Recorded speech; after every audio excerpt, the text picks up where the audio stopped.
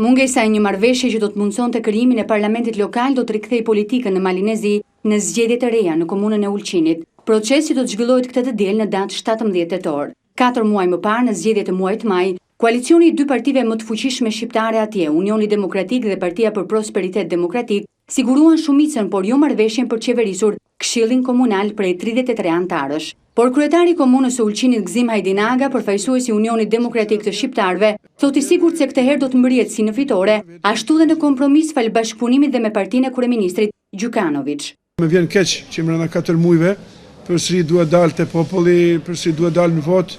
Kjo të lë mrapa në drejtim të funksionimit të mirëfillt të pushtetit lokal.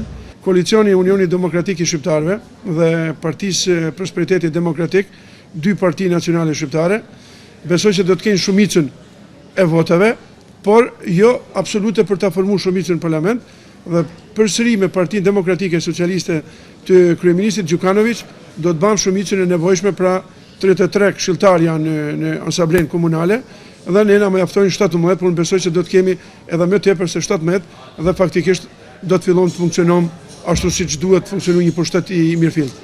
Për zotin Hajdinaga, tingëllon paradoksale ekzistenca e një numri të madh partive shqiptare në Malinezi, në një kohë kur shqiptarët përbëjnë vetëm 7% të popullsisë atje. Janë 7 parti në vërtet shqiptare që konkurrojnë në skenën politike të Malinezi, ku e di mirë që vetëm 7% shqiptar jemi në Maltezi, apo të flasim me gjuhën e numrave apo vlerave, 50.000 shqiptar.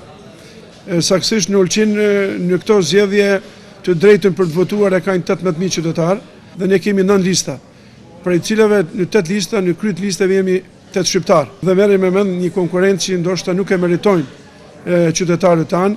Zgjedhjet për këshillat komunal konsiderohen të rëndësishme edhe për shkak të ndryshimit që u bë një vit më parë ligjit për pushtetin vendor. Janë këto këshilla që në 2011 do të zgjedhin kryetarin e komunës, ndryshe nga sa ndodhte më parë që kryekomunari zgjidhej me votë popullore.